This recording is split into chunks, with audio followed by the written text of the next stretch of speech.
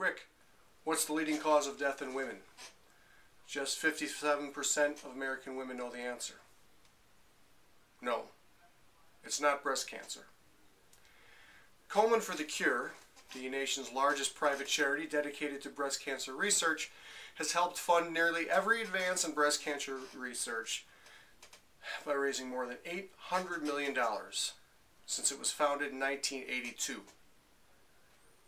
The charity's pink ribbons and seemingly endless campaigns are everywhere.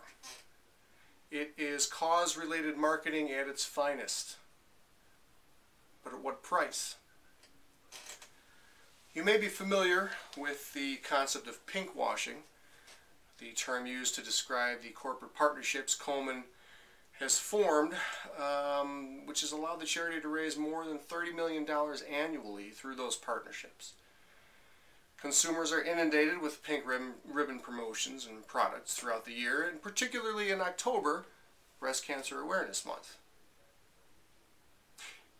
It's also Domestic Violence Awareness Month and Respect Life Month, but that's another matter for another time. You see, Komen certainly isn't the only charity dedicated to breast cancer awareness. The Komen Foundation Breast Cancer Crusade and the Breast Cancer Research Foundation both contribute greatly to the cause as well. I don't fault any of them. It's not their responsibility, after all, to raise awareness of heart disease, lung disease, Alzheimer's, or any of the other leading causes of death in women that make breast cancer number 7, just slightly ahead of diabetes. They're focused on one thing and they do it extremely well. But do they do it too well? I've got mixed feelings about the breast cancer awareness movement. On the one hand, how can anyone conscientiously object to a cause that seeks to save lives? On the other hand, though, Komen and its peer organizations essentially are drawing funds away from the research and treatment of the real leading causes of death in women: lung disease, heart disease, stroke, lung cancer, chronic bronchitis, emphysema, asthma, and Alzheimer's disease. This is no case of a negative Ned howling over something about which he knows nothing. Both of my aunts have been treated for breast cancer, and so has my mom. In all cases, it was detected and treated, period. They survived it and we all moved on. I can think of several friends whose own mothers have been treated for the disease as well. In the end, it's not unlike any other highly treatable disease, such as kidney disease, which runs in my family. It is what it is, after all. With treatable diseases such as breast cancer, most survive. Some die. The point here is that Komen takes its stated mission to end breast cancer forever, literally. So its supporters flood the media and the community with their zealous push to paint the world pink. So far, they've been very successful. Although heart disease is the #1 killer, breast cancer kills more women at a younger age. And Komen has capitalized on the related emotional aspects of that. But that doesn't make heart disease any less worthy of awareness.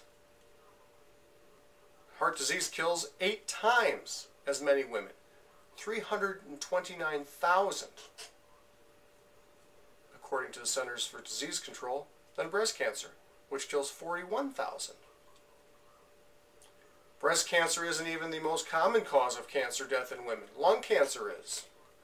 That disease kills 70% more women annually than breast cancer.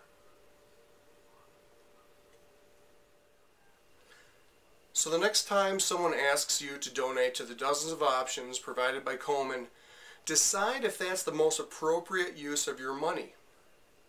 Why? Because the National Cancer Institute invested less than 5% of its $4.8 billion budget into lung cancer research in 2007. That translates into merely $1,414 per death, compared to $23,754 per death for breast cancer research. If that doesn't convince you to think twice, consider this. Lung cancer takes more lives each year than breast, prostate, colon, kidney, melanoma, and liver cancers combined. So why is breast cancer research being funded at more than 20 times that of lung cancer? Is it because smoking is a major cause of lung cancer? What about the 1 in 5 women diagnosed with lung cancer who have never smoked? And what about heart disease? Let's move past the risk factors that have stigmatized it. The blame associated with lifestyle choices such as smoking and lack of exercise. Because family history is actually the biggest risk factor for heart disease. So when someone asks you to join the more than 1 million people who have participated in Komen's Race for the Cure since 2005, think about whether your time might be better spent at a local Start Heart Walk event sponsored by the American Heart Association, or the annual Cupcakes for a Cause fundraiser to support the Cancer for Kids program. After all, the 5-year survival rate for breast cancer is 87%. For lung cancer, it remains at 15%. Research has played a major part in increasing the survival rate for breast cancer.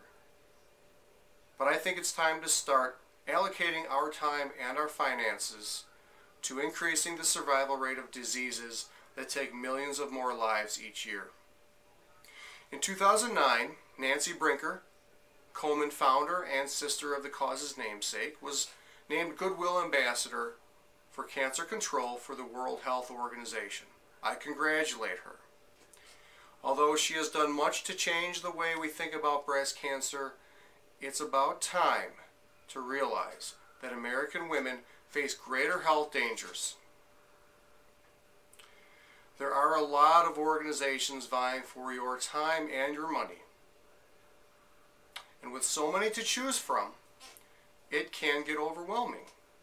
But as Brinker asks us on Komen's own website, could one person really make a difference? Well, it couldn't hurt to give it a try.